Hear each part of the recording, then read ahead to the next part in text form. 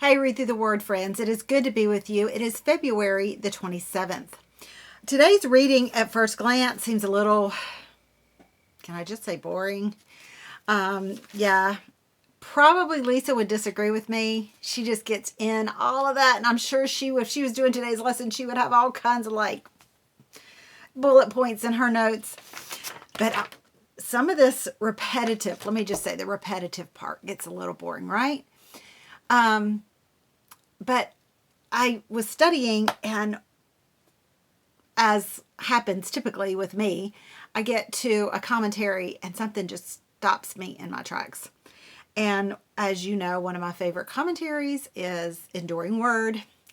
And I pulled this, and I put the link there for you to go to Numbers 2 if you're interested in reading a little bit more about all of the things that happened in today's reading and everything. But it says it is hard to underestimate the trouble people get into in their walk with God because they position and measure themselves in reference to other people instead of God. God is to be our focus, not other people.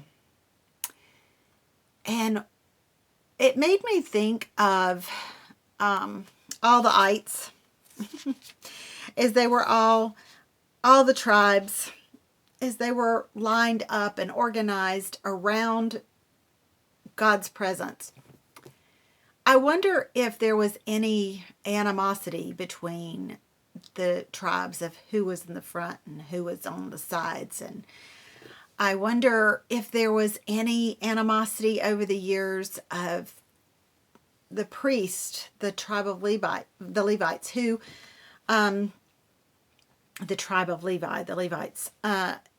because they ministered to the Lord in the tabernacle.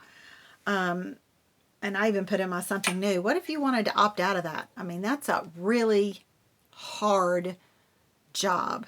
You know, sometimes we envy a job until we know what it involves, and then we're like, yeah, never mind, I'm tapping out of that.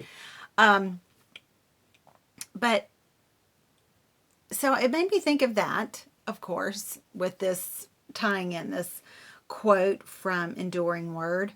But more so, too, that first part of the phrase, it says it's hard to underestimate the trouble people get into in their walk with God.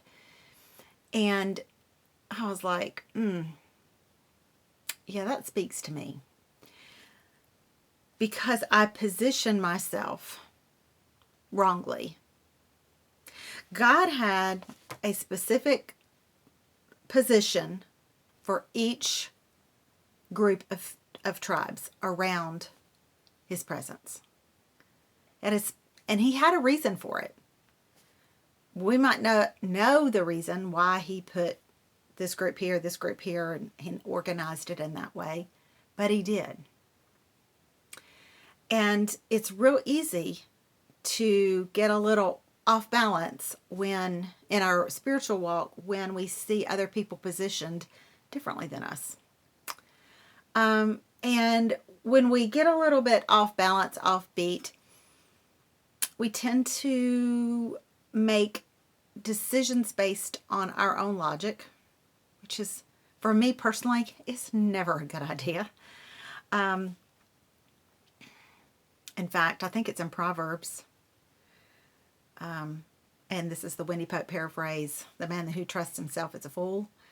And ouch. But yeah, I mean, I've been a fool numerous times. And I wonder sometimes when I get into like a spiritual funk, if I have to sit back and examine myself and say, have I misaligned myself? Am I in the wrong position?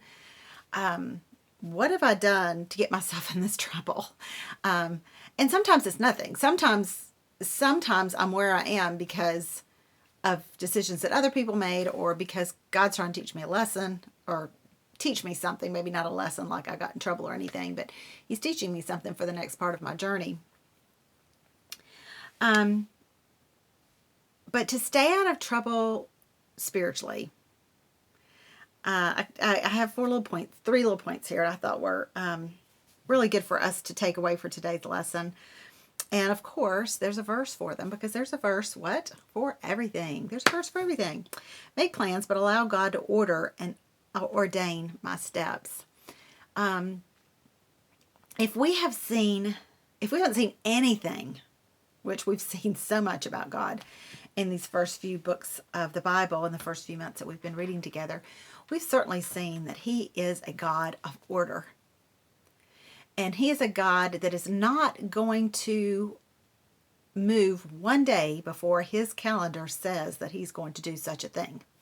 He is on His own time frame. He is the owner, the creator, and the keeper of time. And He is going to move, and He is going to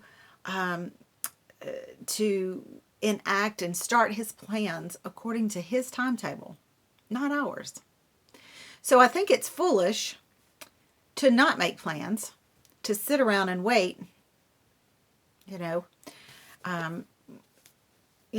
would be like you're unemployed and you're looking for a job, and you don't apply for one.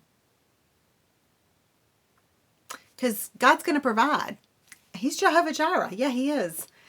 But He does expect us to take some steps. And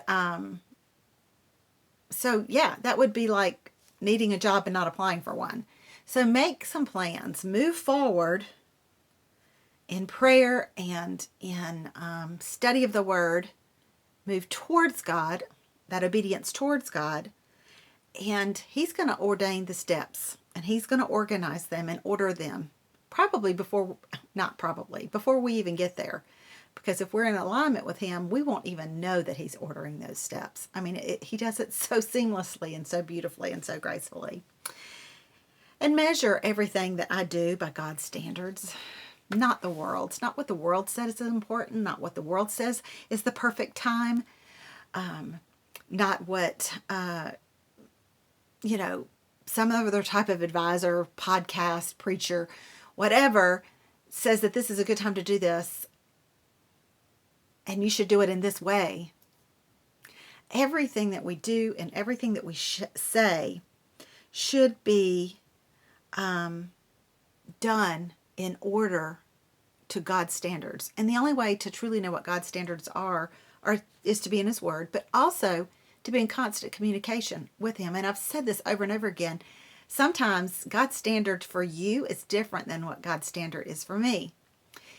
He may permit something in my life that is not healthy for you, or He may permit something in your life that is not healthy for me.